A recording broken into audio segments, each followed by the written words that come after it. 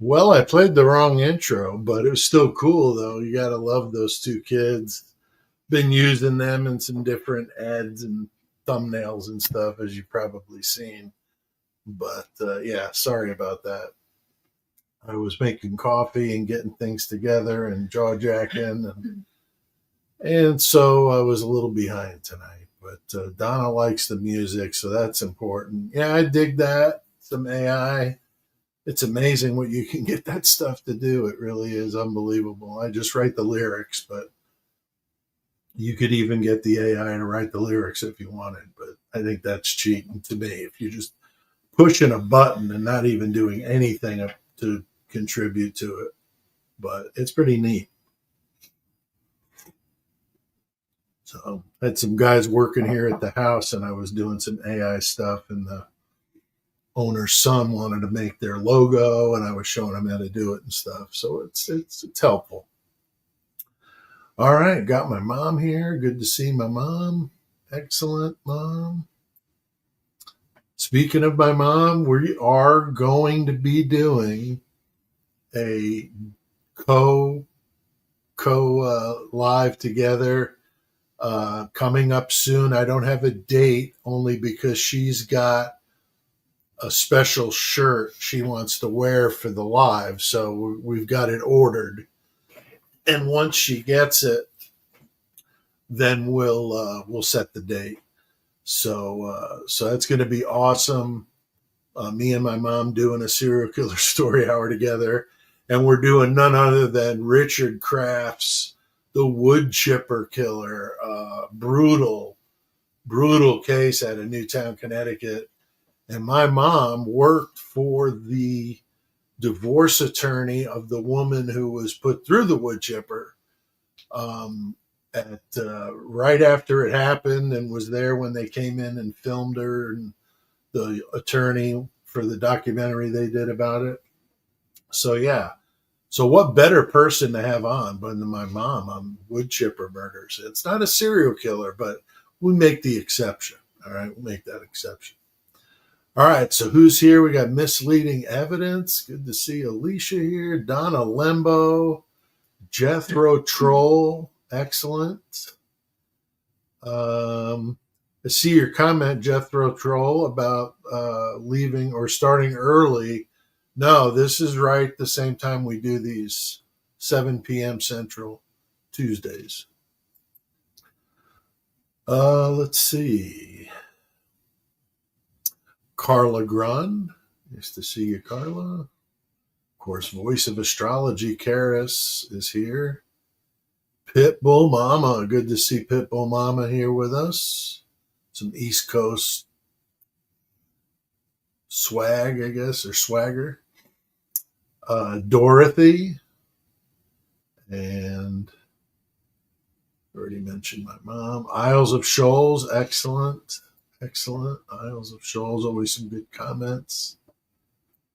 And it looks like I got it. So very cool. Good to see all of you. I was going to say, if you caught my live over the weekend, I mentioned doing another channel, which I am going to do. I just have to figure it out because I spent almost the entire day on Sunday working on art and logo stuff for the new channel, and then recording my first reaction video. And just because it's just sentimental to me, I busted out a Maury Povich episode, one of those, You're Not the Father. It's ridiculous. And, I just tore it apart. But when I went to, and I thought it looked good, it was like 30 minutes long, which was what my goal was, or less. And uploaded it to YouTube, and then boom, first copyright, no way. It said in the message something that this video will be seen by no one. So I couldn't even make it private. So it's back to the drawing board to figure out what I got to do. I have a good idea, but I'm going to contact one of the creators I follow just to see if they'll give me a tip on how to avoid that, because I've seen other people comment on Maury, so I thought it was safe, but apparently the way I did it was not. So, but I'm learning, and it was fun to do it, and I had a good time ripping on it. So if you like that kind of thing, you might want to check out the other channel. But once I have a video I can actually show you, then I'll put out the word big time about the new channel. And I've already got a few, dozen or 15 subs, but it's at Big Bald Guy Reacts. So anyway, that's my story. I just wanted to apologize for not having a video, because I was saying I was going to do it for Sunday. I see Mark and Betty are here. Excellent, Mark and Betty. Very cool. All right. Well, we are going to be in the U.S. for this case. This is a good one. We did this on the podcast. On the podcast, two of us are originally from Connecticut. Me and Joey, we're both originally from Connecticut. So it was interesting when this case came up, the discussion of William Devin Howell, self-proclaimed stick ripper, which we made fun of relentlessly. But the Sick Ripper case is one I had never heard of before. And I'd already left Connecticut before he did his thing. So that's probably why I didn't know about it. It wasn't a case that got much traction, I'm assuming, outside of that New England area, because, like I said, I'd never heard of him before. But it's a wild one. He's got the classic van. You always hear of the, like the toolbox killers and some of these guys that use the vans. This guy creeps out. His is a blue van, but he's got a name for it. Like, yeah, it's a wild story. So I'm looking forward to that you guys would like this one. And Mark and Betty saying he thought he'd forgotten them. No, I just didn't see it. I'm talking and I'm looking at the camera, so I did not see you originally, but I saw somebody say hi to you, and that's why I said, "Oh, Mark and Betty are here." So very cool, very cool. Oh, thanks, Donna. Put the new channel in the chat. So if you want to go over there and subscribe, feel free. But I at least want to show you something before I approach people about it. So, but I'm letting you guys know because you're the faithful that's always here. Because, I'm losing subs. I was like 50 last month, or in the last 30 days. So that's weird because I've never had that problem. But it's because I'm not putting out Idaho 4 stuff. I'm actually thinking about doing a video about this new audio with the screaming and stuff on it. Just my reaction to it, because I've watched it like from 3 different creators. So I was thinking about it. I don't know what you guys think. If you guys would be interested, or you think people would be interested to hear me weigh in on that part of it, because it is something definitely pretty crazy. Pretty crazy. So let me know in the chat if you would be interested, or you think others would be interested in the me doing that video on about the new noises that they hear, the screaming and all that, which I was pretty crazy. Awesome. Seeing some people subbing over there. My mom did. Very cool. Very cool. All right. Let's see here. I've got some notes to go through. So this guy is the most prolific serial killer in the state of Connecticut. So, Connecticut not known for any serial killers really that I know of, at least, other than this guy. Now, you had the wood chipper murders, which was in Connecticut, but that's just a one-off. Husband killing wife, putting her through a wood chipper. But this one is as far as I know, Howell is the He's definitely the most prolific, and I'm sure there were other serial killers. I just don't know of any. Now, he gave himself this nickname, Sick Ripper, and the way he did it was just kind of ridiculous. You could tell he was maybe trying to buy for a, insanity defense, because he said it was like his alter ego. And when he would get in a dark place, the Sick Ripper would come out, and it's just whacked. But that was his nickname. And on the podcast, whenever we talk about Sick Ripper, because we talk about him a lot, because he's in the serial killer cage matches all the time, whenever we say his name, then we do like a guitar squeal, like a wee, so it's Sick Ripper, wee. And it's just hilarious, and we just laughed about it. So this was a good one to do for me, because reminds me of how sick this guy was. But the Sick Ripper thing is his thing. The media started calling him that, though, because of him, not the other way around. But he was transient, didn't nobody really knows much about his childhood, although I did see an interview with him where he said his childhood was very normal. So, I guess normal, hard to know what normal is, but he's like about my age. So normal in that era would have been, like what we all think of it as. If it was normal today, I don't even know what the hell you'd call normal, but because it's far from normal out there. So as he grows up, though, he becomes very transient.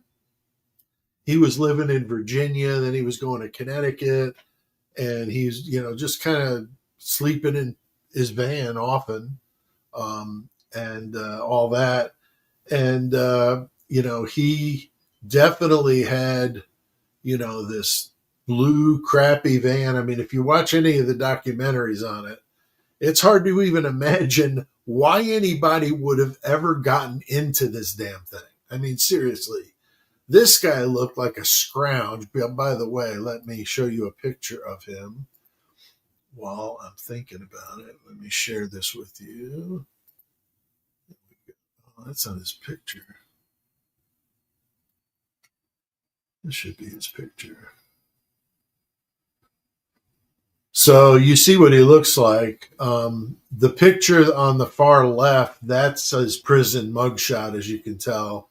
But he's pretty scrawny. Like, here's his arrest photo, and he's pretty straggly and nasty. If you're sleeping in this van, I mean, I'm going to search for the van and see if I could find it. Yeah, here we go. I mean, seriously, look at this thing. And then there was this nasty mattress in the back, and he had a lawn mowing business. So there were like lawnmowers in the back, and this mattress, and chains on the walls of the sides of the van. I mean, I don't know why anybody would have gotten in that damn vehicle. To be honest with you, I have no idea. So that's just nuts. So let's see here. So yeah, this guy's a transient. He's all over the place, but he's in the eastern side of the U.S. And one of the things about him, there's a book written about him that refers to his garden. I think the name of the book is His Garden. I have it. It was written about him because where he discarded the bodies, he didn't even bury them. He just threw them down this embankment. Kind of ridiculous. But he called it his garden. So we'll get into that. But yeah, it's a sick, weird, like he wanted them around him and they were like his. It was really weird. So let's back up. He's born February 11th, 1970, a week before my birthday. Good thing we don't share a birthday, because I wouldn't want to be birthday buddies with this fool. 1970, so 3 years younger than me, in Hampton, Virginia. Very little is known about this. Like I said, the early childhood stuff, but according to that interview, he said it was normal. And so the crimes start to happen as far as we know. I mean, he was working like odd jobs, working in motels, seasonal type work, odd jobs. He was doing the lawn care stuff. So he was doing a little bit of whatever he could to sustain his existence. But as far as I know, he was living out of this van. So the crimes, though, that we're talking about begin in January of 2003, and they went until October. So 10 months of this. So he was almost doing one murder a month for that year. He operates out of this van. He dubbed the van, check this out, the Murdermobile. I saw Alicia in the comments on the post laughing about the Murdermobile thing, and I was like, yeah, that's true. That's what he called his van. So pretty cool. I almost had AI write Murdermobile on the side of the van, but I thought, that's not how it went down. And I don't think he would have been he was dumb, but I don't think he would have been quite that dumb to put Murdermobile on the side of his van. But I wouldn't put it past him because this guy's messed up. And so I was mentioning, this whole monster coming out, like this Jekyll and Hyde type of thing. Again, very, I don't know. If somebody was faking being mentally ill, I'm thinking this would be kind of a corny, saw it in a movie type of thing. But whatever. Maybe he did. I don't know. And he preyed upon, as most of these pieces of crap do, on people that are vulnerable. Okay. Substance abusers, prostitutes, other people in transient life, like he would run into, I'm sure, at truck stops and different places along the way.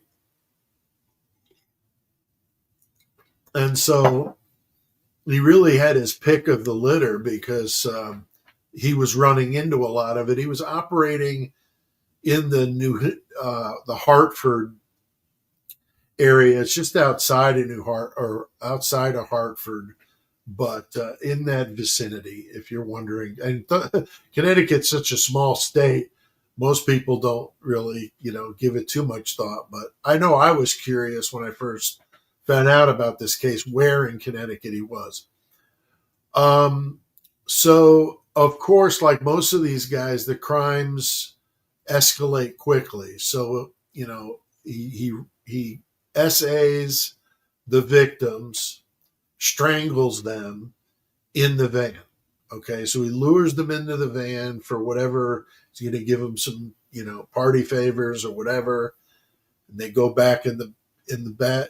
I don't even know how anybody could sit on this mattress because the pictures I saw of it looked like it was like stained beyond anything you could even imagine. It was that disgusting. And now why anybody would sit on that, but I guess if you're that addicted to whatever it is, then you'll do that. But wow. So yeah, he was preying upon, those people, luring them into the van and then assaulting them. He filmed it, and he filmed it from an angle where you couldn't see the woman's face. So he had it all set up back there. Like I said, that's where he lived. So, I mean, he had this dialed in for his sick ideas. He went and told one of his coworkers or something, well, maybe it was somebody in the joint. I think it was his cellmate in prison that he told that he slept with one of the victims for 2 weeks in his van. Imagine that.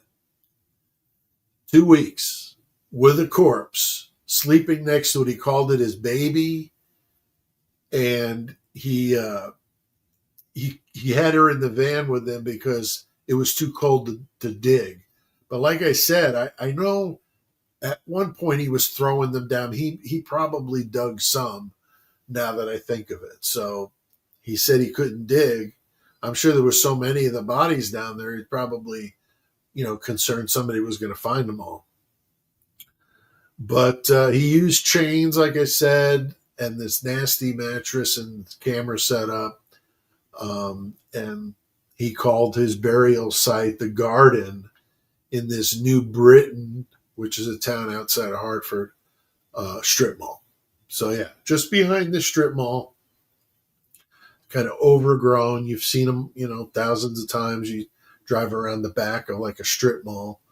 Just like some sort of fence or a railing or something. It's all heavily wooded, but this is a sharp drop down, and he was just backing up the van and throwing them right out the back. So that's how he did it. So the victims, let's see if they got them in. They don't have them in order. They've got them like. So the first victim was Nilsa Arizmendi. She was 33. That happened in July of 2003. So I'm not sure why it's saying. Yeah, this is a confusing list here. I'm just going to run down it. Melanie Camellini, age 29. She was a mother of two. She was a substance user. Now, there was a transgender woman strangled after Howell discovered her identity, and that was Janice Roberts, age 44. And that was in June of 2003.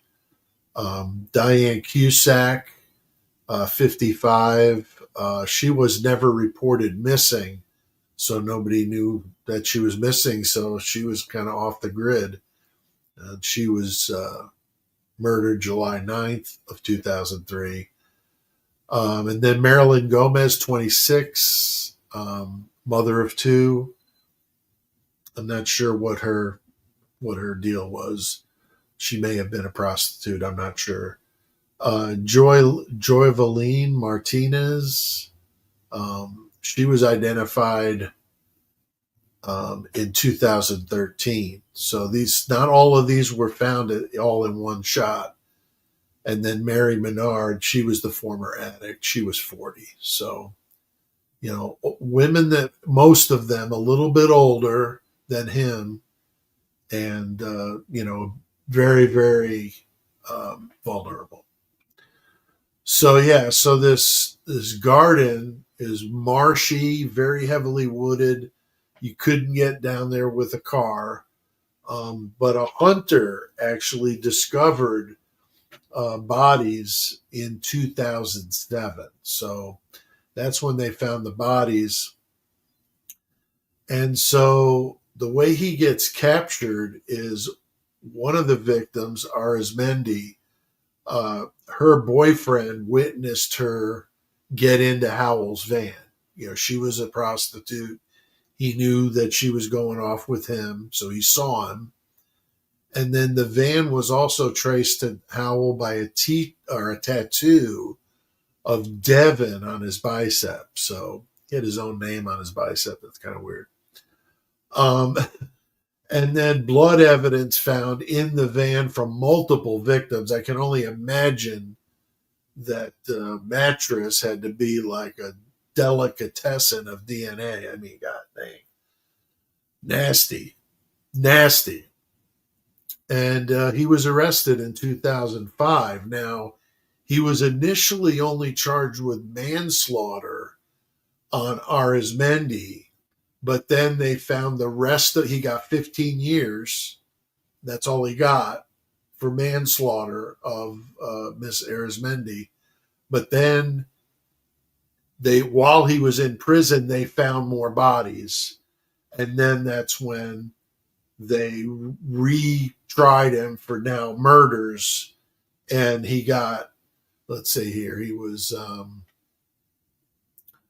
convicted in November of 2017 and sentenced to 360 years. That's 6 consecutive life sentences, 60 years each. So I know for a time in Connecticut, 50 was the most you could get, because that's what Crafts, the wood chipper guy, got. but apparently they've changed it because now this one is 60. So it's still too low for somebody that does that. But when you've done 6 of them and they're going to stack them like that, he's not going anywhere.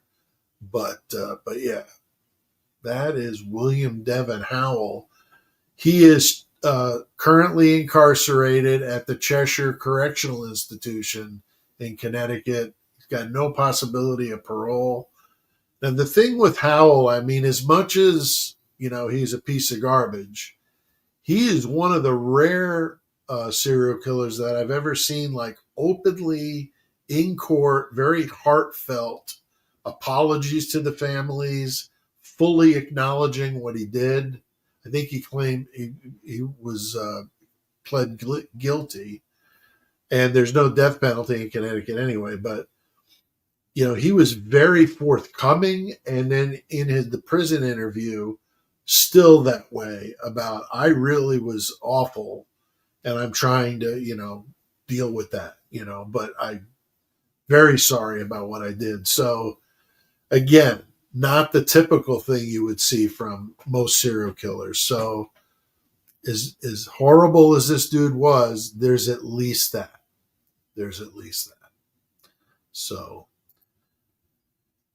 anybody have any comments about this guy? Had anybody heard of him before? Again, more of an obscure one that I thought you guys would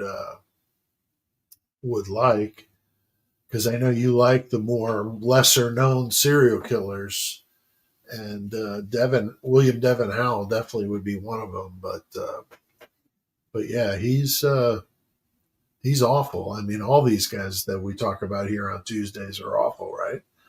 Some of them are women, as we know. I need to do a few female cases. I am going to tell you who we're going to do next week. And I was just looking at Donna's comment. I got a really good one for you next week, and I guarantee you that I don't think anybody here knows who this character is. This time, we're going over. I just saw my mom here. Why is he in the Cheshire? I don't know. Is it like a mental health place, or is it like an actual prison? I'm not sure. That's what I saw when I looked it up. That's where he was, but I don't know what kind of place Cheshire is. So next week we're going to go over across the pond over to Europe. We're going to go to Germany, and we're going to do the case of Fritz Honka, Honka. If you Google that guy, I don't know if I got a picture of that joker. Let me show you who we're talking about here, because this is like the stuff that nightmares are made of. Okay, this guy. Okay, that's a perfect one to show you. I'm going to share this with you. There we go. Oh yeah, and here we got old Fritz Honka, and he was doing some craziness, murdering women and bringing them upstairs to his apartment. I think he was murdering them in the apartment. That makes sense. Yeah. Took him upstairs to his apartment. Now, again, how does a dude that looks like that get women to go to his apartment? Hamburg, Germany needs to answer that question, because what the hell, man? Like, why would anybody go with that guy? Like, just like the van with William Devin Howell. I mean, that's just I think that puts an exclamation point on drugs are bad. I mean, stuff like meth and all that. I mean, that is just awful poison. And it messes with people so bad. I mean, to think somebody would do that is just disgusting. But yeah, these women would go up to his apartment, probably prostitutes. I think that's what it was, or women that he met in a bar. I think he lived above the bar, or near the bar. I can't remember. I'll find out before Tuesday. But yeah, and he was burying them in the walls of his apartment. Yeah, so Yeah, the fire broke out, and yeah, it's a wild one. But yeah, like Kara says, money, right? So if they're addicted to stuff, and either he's going to give them money or he's going to give them the party favors. I don't remember with his case, but we did this one on the podcast. It was a wild one. So I just remember that, it was like a case I'd never heard of, or they had never heard of when I brought it up. There's the world's most evil killers. There's an episode on him. I think that's where I found out about him because I really like that show. So if you YouTube it, just Fritz Honka, that's I think the first thing that comes up. There's a like a 45-minute really good documentary on world's most evil killers about him. So that's where I found out about him. Now, of course, you're going to want to hear me tell you about the story, but you could still do some homework if you want, do some studying. Okay, so yeah, I mean, the guy like Sick Ripper, I mean, unfortunately, these drifter killers are very, very difficult to, capture because there's no motive. Like they're just running into people, along their journey, and these people are not traceable. Nobody even knows where they are. So, it's hard to say. Dorothy says, I thought they got rid of the mental institutions in this country. That's why so much homelessness. Yeah, I'm not sure about that, but I do know that there are hospitals for the criminally insane, and so that would be like a prison slash hospital, but it's run like a prison. It's just their people are there to care for whatever is going on with these people in there. But I'm not sure. I'm not sure about this.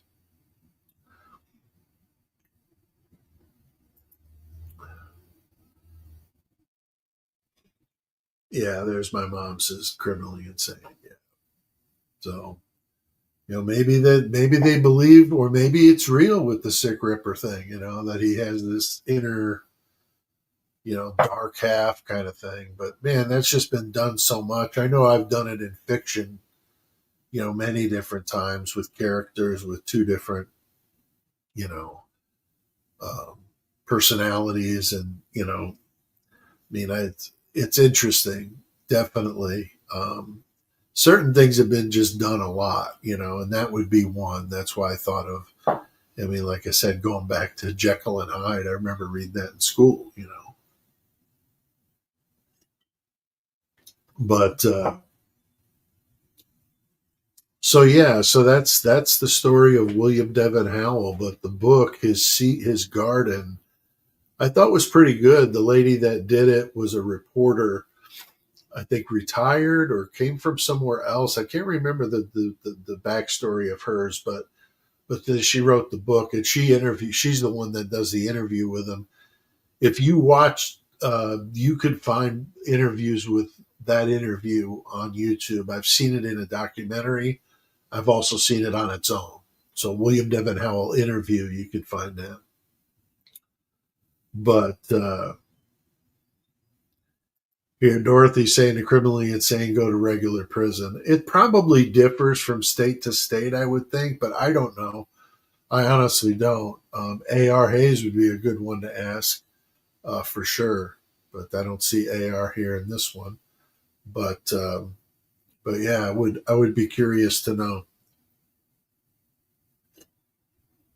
But Fritz Honko will be a good one for next week because it's one you probably never heard of, and he is definitely creepy looking. I saw Pitbull Mama said that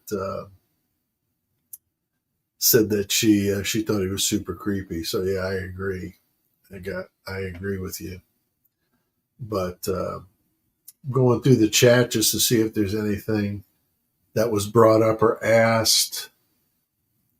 Um, uh,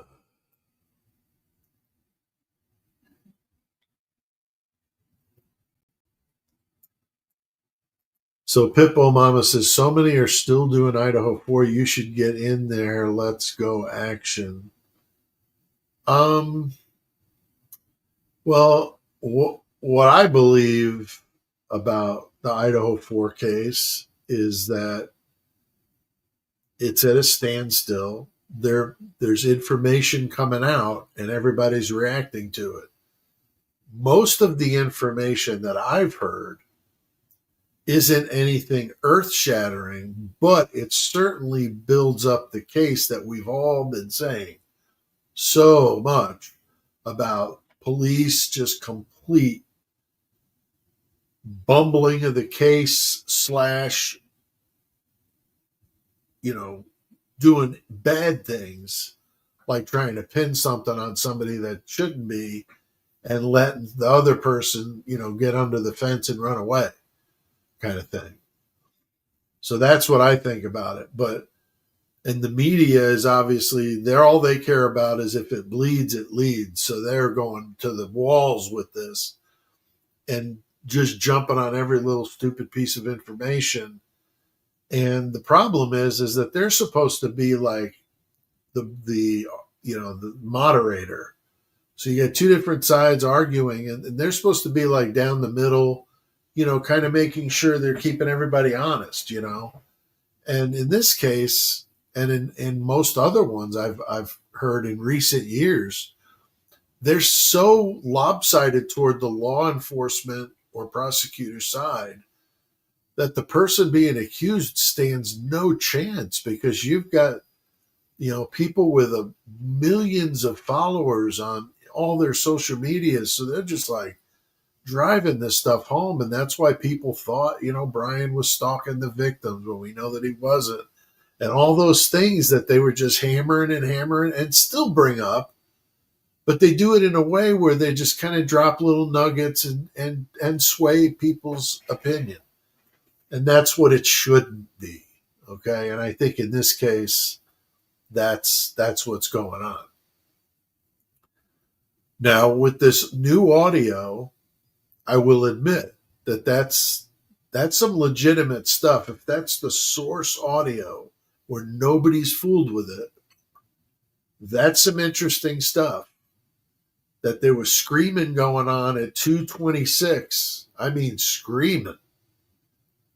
And I was just what I was saying on my last kind of time I kind of went through my theory that Xana and Ethan were murdered just after 2:00.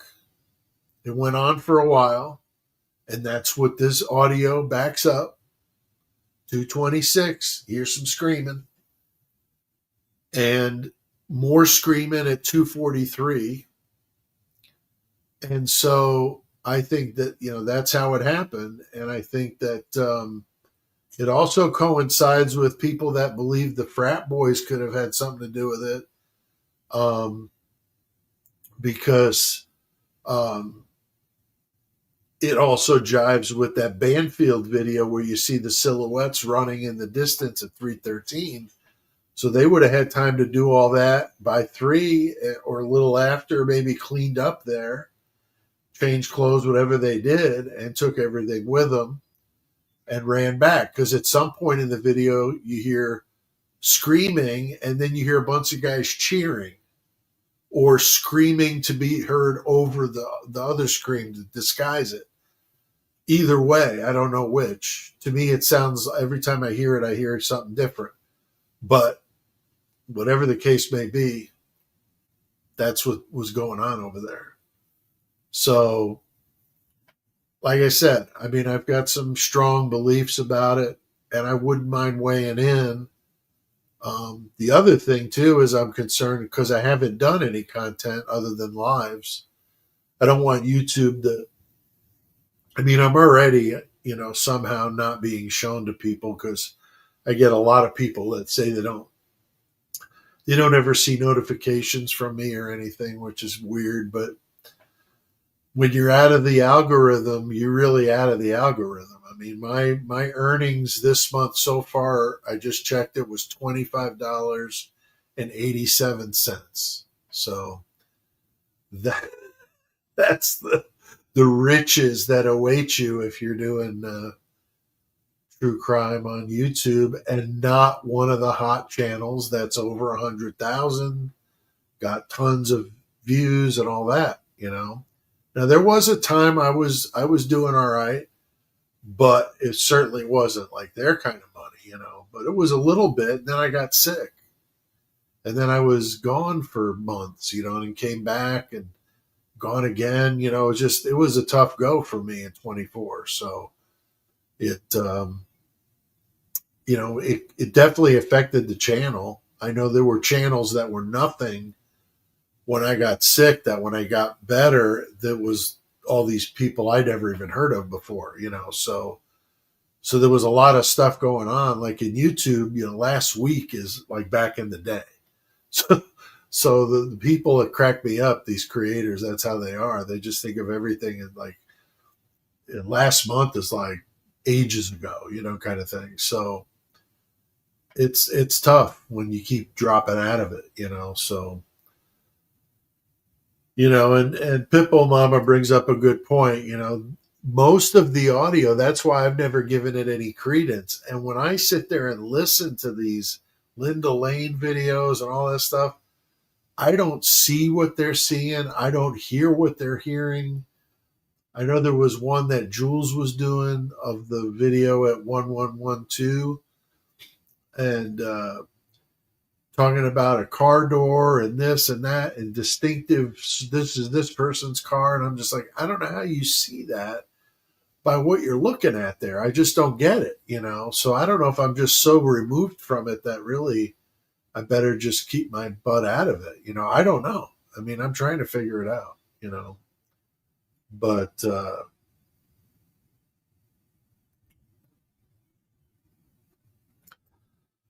oh, this is very nice. Donna Lembo says YouTube did my year in review, and this channel was number one among over 2,000 channels I watched in 25, and I watch a lot of YouTube. Wow, that's really cool, Donna. That's awesome. I need to look at my year in review. I saw the notification come up for it, but I was like right in the middle of something. So, Karis, that's very nice. Thanks for all you do. I appreciate it. I enjoy this. I was looking forward to seeing you guys tonight and doing this for you. I love talking about this kind of stuff. And as I told you, I don't care that there's not that many people watching. Whatever. It's their loss. We're enjoying the conversation. And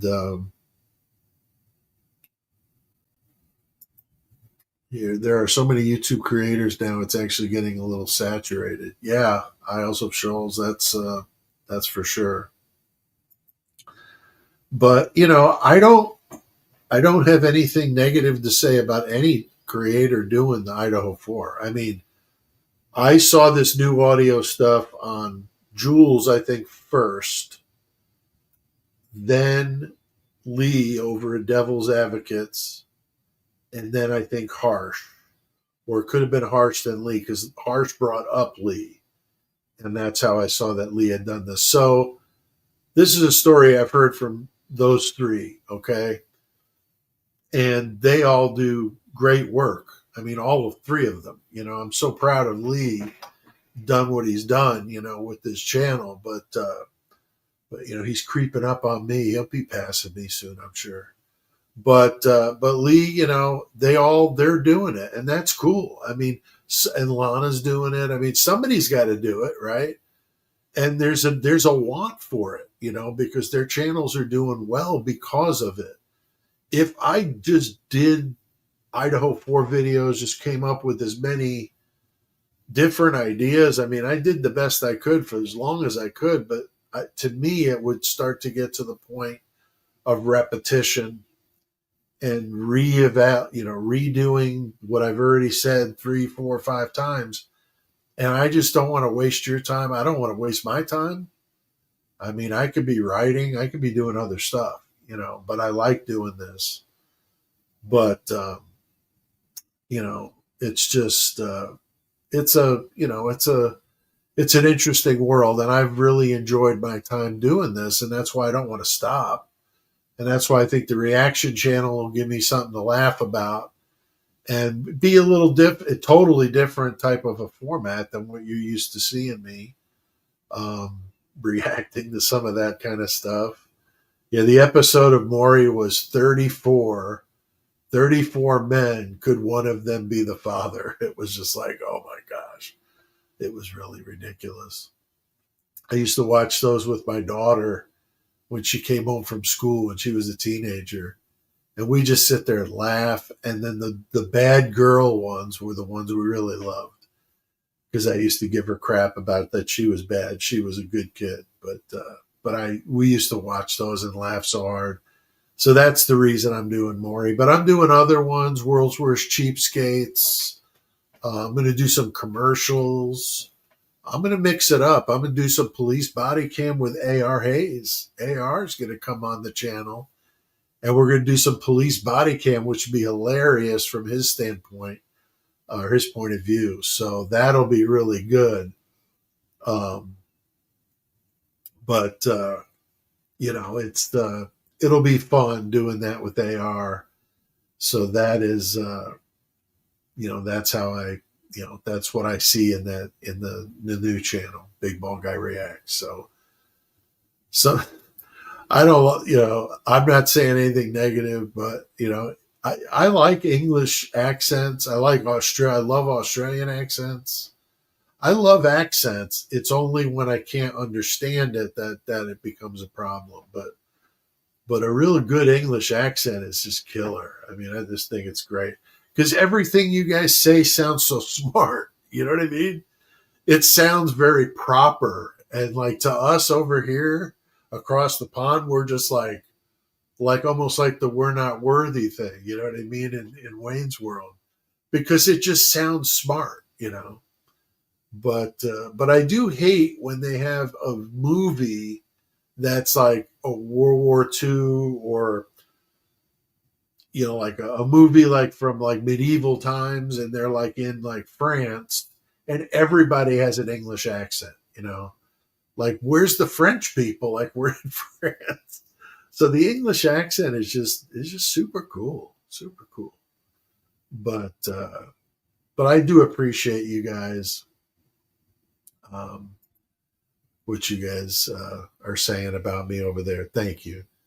Donna says my husband loved the dumb criminals from last week that you and AR did. Yeah, that was a good one.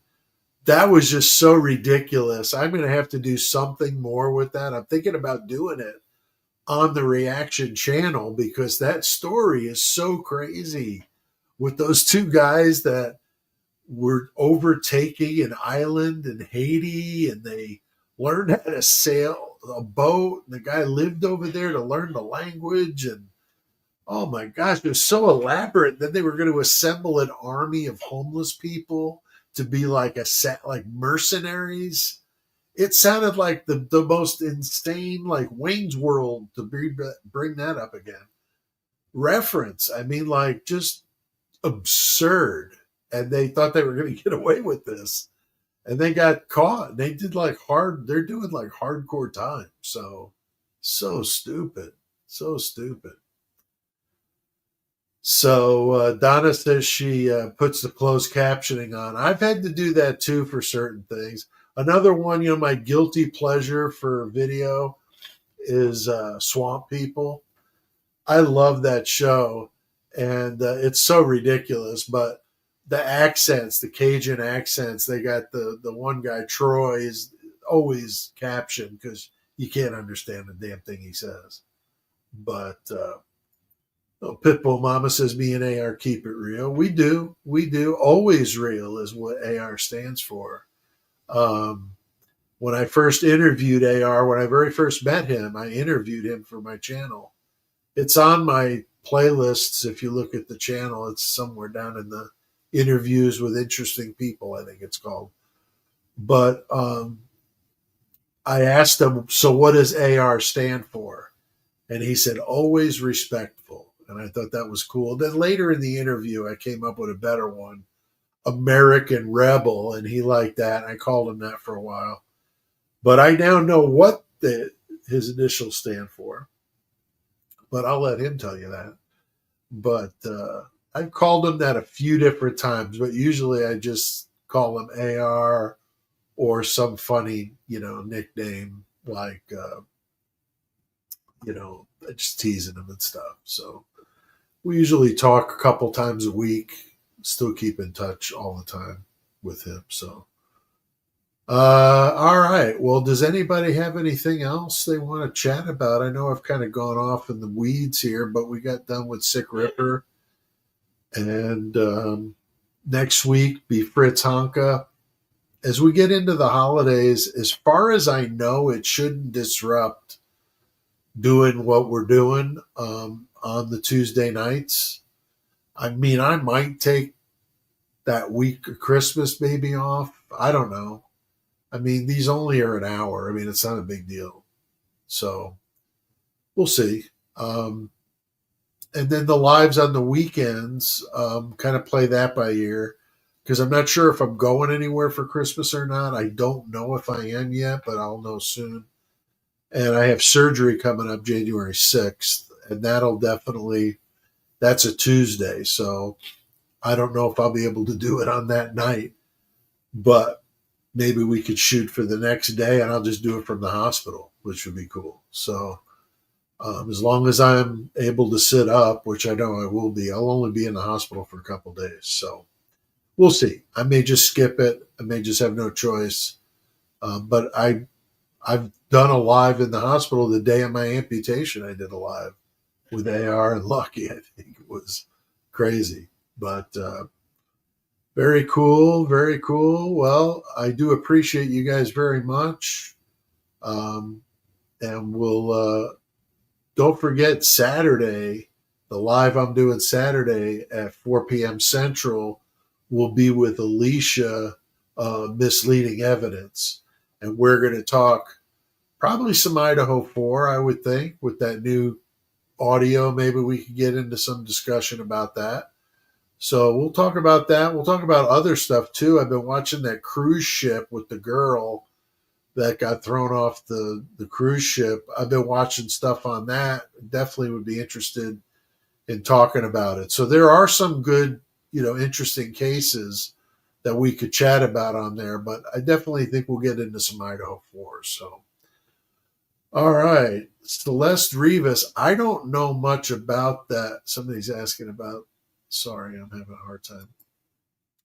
Gretchen Dupree says, thoughts on Celeste Rivas. I'm not real familiar with that one, to be completely honest. I've heard the name and I know it's a case, but I'm not familiar with the details. I'd have to look at it.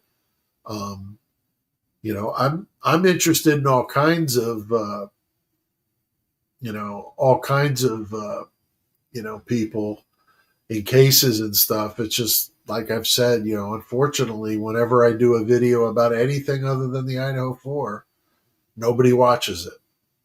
And it's sad, but that's true.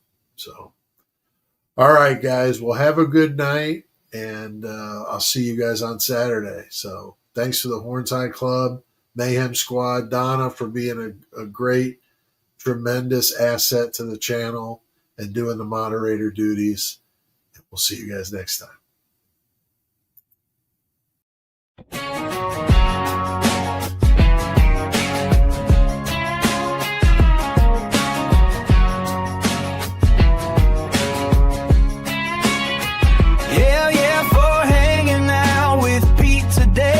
He got you fired up and thinking you earned a nice cold beer or beverage of choice. Or if the greenery is what you dig, I hope it's moist. Make sure you hit that like button, subscribe, and leave a word in the comments.